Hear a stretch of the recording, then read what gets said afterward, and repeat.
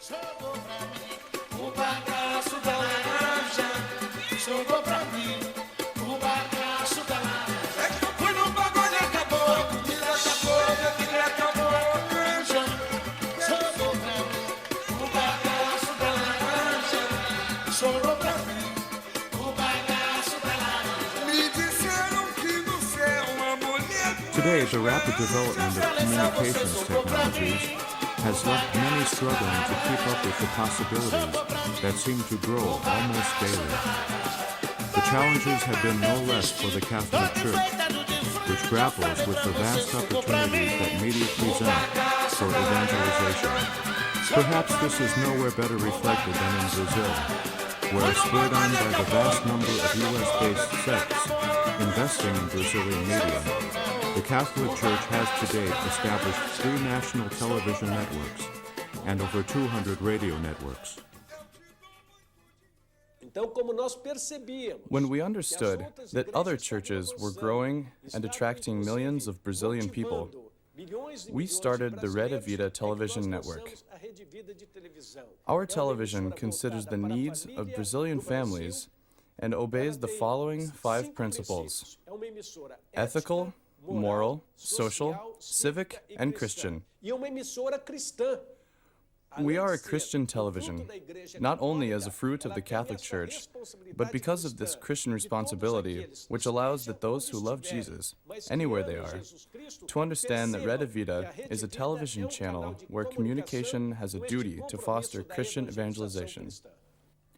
Rede Vida programming focuses on families, children, and young people. The Rosary and Daily Mass are regular features in the broadcast schedule.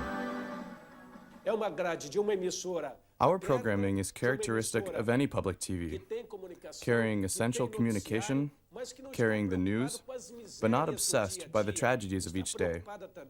What is fundamental for us is that the world of Jesus Christ has many positive things that also need to be broadcast. Rede Vida broadcasts nationally and ranks 5th among Brazilian commercial and state networks. Additional satellite presence allows a viewership of over 20 million Brazilians. This despite the station's openly papal character. Bishops wanted to know how Rede Vida began. What is the dominating tendency in Rede Vida? Will it be charismatic, traditionalist, conservative, progressive? Is Rede Vida a left-wing TV? Should it only worry about social problems? Should it only preach the gospel? I answered, no. Rede Vida is the TV of the Pope. We preach this way. Rede Vida, the family channel, the Pope's television. We had the courage to do it.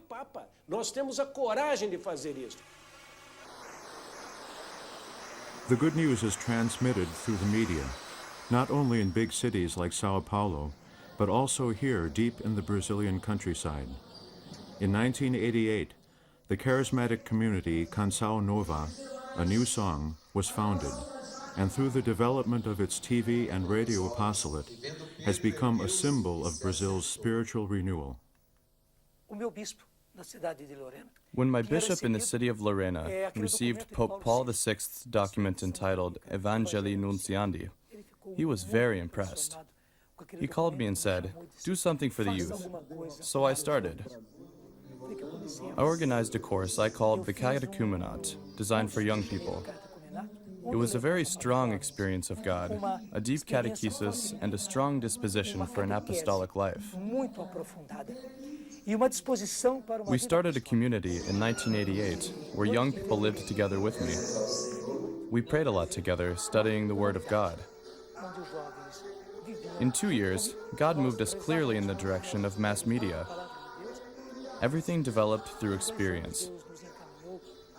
We began with a radio program.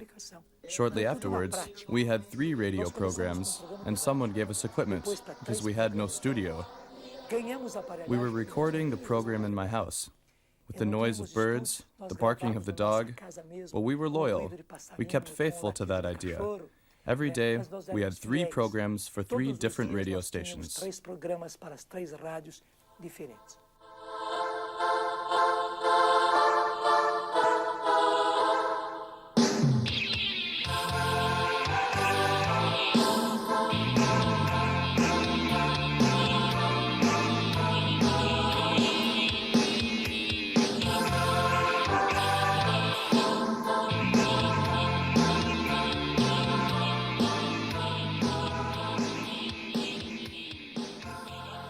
The attraction of Cancao Nova for youth started through radio and then began to draw ever greater numbers.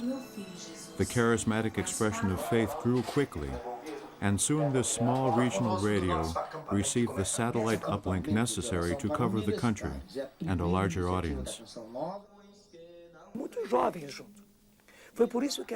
From the 12 beginners, we grew rapidly. Over the last years, we have received 30, 35, or 40 new members a year, and this year, 51 new members of our community. These young people are selected. The 50 new ones are the result of 400 candidates, and there are many more who would like to join the Cancao Nova community. I entered into the community because I deeply wanted to offer my life to God. I wanted to serve Him. At that time, I couldn't imagine that I would work in social communications. At that time, there were only evangelism meetings. I didn't think Cancao Nova would become something like this. Some years ago, we started another adventure, TV. We began with a little television where we had the possibility of 2 hours and 40 minutes for our own program. It was heroic to produce these 2 hours of programming for television with the little cameras we had. Normally, people use them for their weddings or baptisms. They're completely domestic cameras, not at all professional. But it was impressive how people responded. People were touched by these programs. Our live celebrations were watched a lot, and many people came.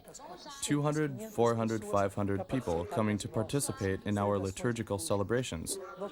We started to organize big meetings, first with 100, later with 2, 4, 500, finally with 1,000 persons coming to pass the weekends with us.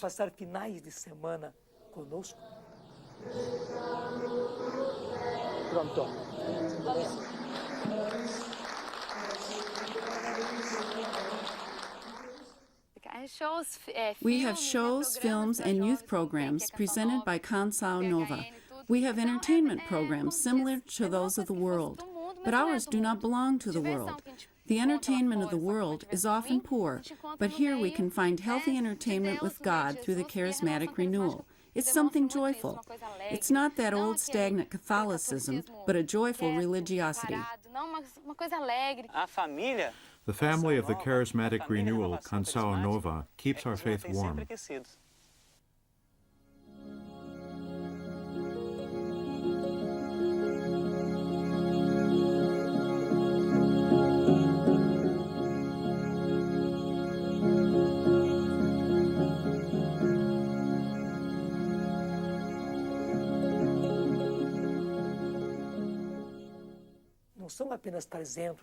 So apart from the 376 permanent members living together and working full-time for us, we have between 15 and 30,000 people who consider themselves members of the family Cancao Nova. They're from all regions of Brazil, nourishing themselves with our programs, our cassettes, videos, and musicals, and especially through our lives together.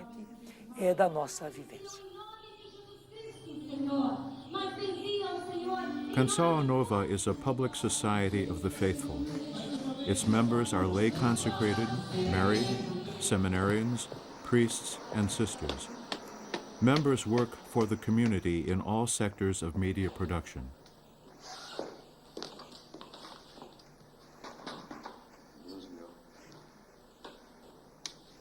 For me, Cancao Nova is my life. It is like my own name, like my family name. Ricardo Sá, it is my life. It is a work of God that doesn't depend on the will of His members. It is a creation of God. It is a mirror of God's love here on earth.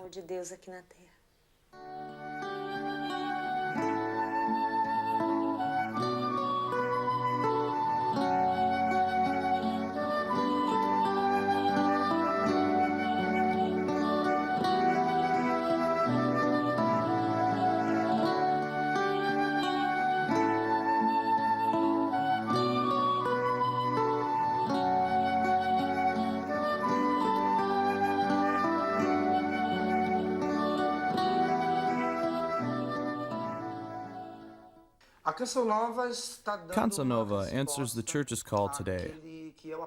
The church asks for immediate evangelization for the preparation of the new millennium. Cancao Nova is called for this work, along with the whole church. God gave us an understanding of this reality, this idea of direct evangelization. That's why we believe that God gives us these new means of communication, and we believe that it is urgent to use them now. It is urgent that we reach families, and not only through talking about God, but also living with Him, and through this experience of Him. Brazilians are thirsty for the truth. Brazilian TV is well known as one of the best in the world regarding quality and production. But regarding content, it is harmful. Not only is there a lack of Christian values, but of human dignity as well. And it is especially harmful to our children. But Brazilians are beginning to open their eyes, and they're starting to understand that you cannot build a family without Christian values. You cannot build a family on what you see on Brazilian TV. Cancao Nova's media activity is already bearing fruit for the church. Young people are drawn to this reawakening of faith and to a deeper search for God. People participate in the Mass more and more. They sing more. In this way, church is more alive. It is a church which has its door wide open. Our churches are not empty anymore. They are full and even overflowing. Many other movements are doing something similar to us. There is a hunger for God. There is a thirst for Him, especially for the living God. They can see Jesus in action, the same way as in the time of the apostles. The same Jesus who multiplied the breads is somewhere continuing to multiply the bread now. The same Jesus who attracted many people still attracts the masses through our work. And people are hungry and thirsty for an experience of the living God. Damos nossas mãos, irmãos, para quê? Para trabalhar de mãos unidas para um mundo melhor, de mãos unidas para uma nova humanidade, de mãos unidas para uma nova vida, onde reine a justiça e o amor, de mãos unidas para um mundo melhor. This use of media for evangelization has perhaps been most well developed by the American missionary priest and television personality, Father Eduardo Dougherty. Observing the model of U.S. television ministries, Father Eduardo discovered the power of media as a means to transmit the message of the good news. I feel that Jesus Christ would be on television if He were to be here like we are here. St. Paul would be on television. I am a Jesuit. I think for the greater glory of God that the television medium should be used. In addition to preaching, Father Eduardo has also branched out to the production of religious drama, or telenovelas. These biblical productions, based on the Old and New Testament, have renewed Brazilian interest in the gospel teaching. Well-equipped studios and professional actors allow the recording of broadcast-quality films. Não são os que têm saúde que precisam de médico, mas os doentes. Prestem muita atenção no que significam essas palavras. Eu não quero sacrifício. Second only to the success of the telenovelas is the popular interest in Father Eduardo's live programs throughout all Brazilian demographics. Broadcasts of the Mass and Christian concerts are watched by millions of viewers every week.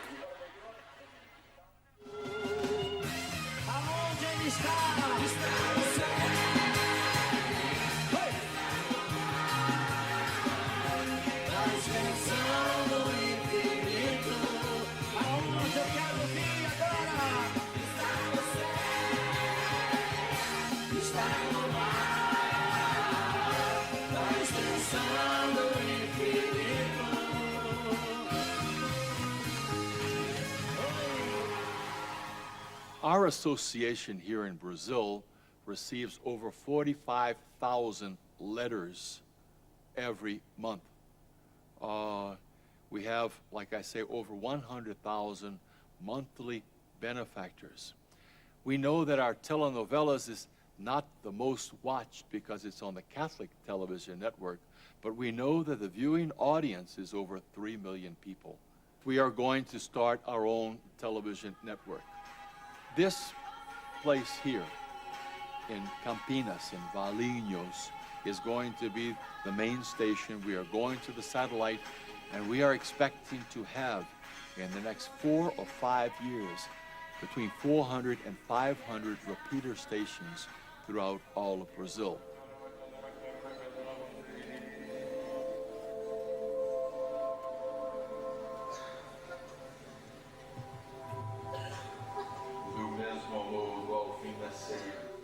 Eu acho que o Brasil é país Brazil carente is a em todos os destitute sentidos, country in all mas respects, principalmente na fé. but above Eu acho all in que the mais do area que of nunca, faith.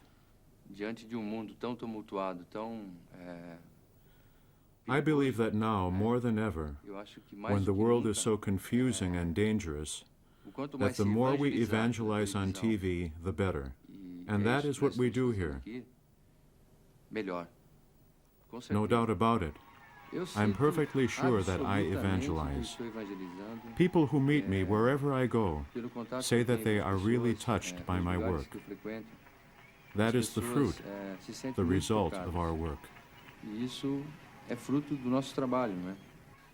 I think the explosion that has happened here is just the general situation of the whole Catholic Church. There is a hunger now of the Brazilian Catholic people for good news.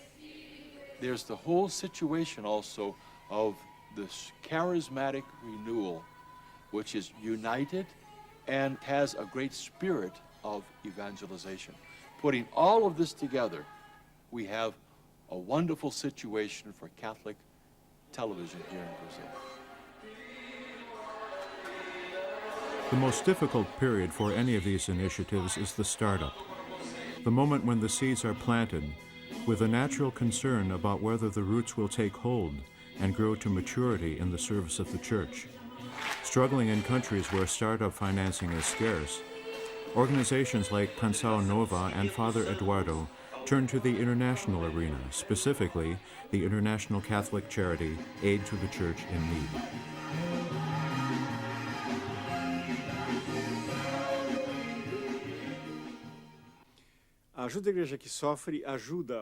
Aid to the Church in Need has been helping the development of Catholic media in Brazil for many years now. And today, given the continental dimensions of Brazil and how media can be a multiplicator, it is indispensable for the Church to use media to evangelize the Brazilian people. It is especially important that we reach the great masses of the population who do not go to church regularly. Thus, Aid to the Church in Need helps projects like the National Catholic TV network, Rede Vida. It also aids the TV of Father Dougherty and of Cancao Nova TV and various other projects. Catholic media in Brazil is not just growing, it is exploding. Just think of it. We have 3 national television stations, several local ones, and more than 200 radio stations, not to mention a growing number of publications. I would like to thank Aid to the Church in Need for the help that they have given to us. And I'd like to really exhort all the benefactors, all the people who are giving or perhaps will give to Aid to the Church in Need. It is so very important. Jesus Cristo, Jesus Cristo, Jesus Cristo, eu estou aqui. Jesus Cristo, Jesus Cristo, Jesus Cristo, eu estou aqui. Our organization cannot finance these projects in their entirety, seeing as each one costs millions of dollars. Aid to the church in need can only complement what is given by the Brazilian people. The majority of the financing comes from Brazil itself. Aid to the church in need can only complement it by buying equipment for these projects. And sometimes, when we see that even the poor people of Brazil give to these projects, it makes me think that the Catholics of the rich countries in the world should also contribute. These countries should give what they can for the new evangelization of the largest Catholic country in the world. Aid to the church in need cannot buy the equipment for these projects with our finances alone. People are thirsty for God. They want to know God. They are looking for everything that can reconcile their hearts with God. We see people coming to look for God, to save their families from separation, trauma, drugs. We see this growing. We see this happening. This is what Father Eduardo always wished. I want a Christian Brazil, a Christian world. I think we are going in this direction. Nossa Senhora, me dê a mão, cuida do meu coração, da minha vida, do meu destino, do meu caminho.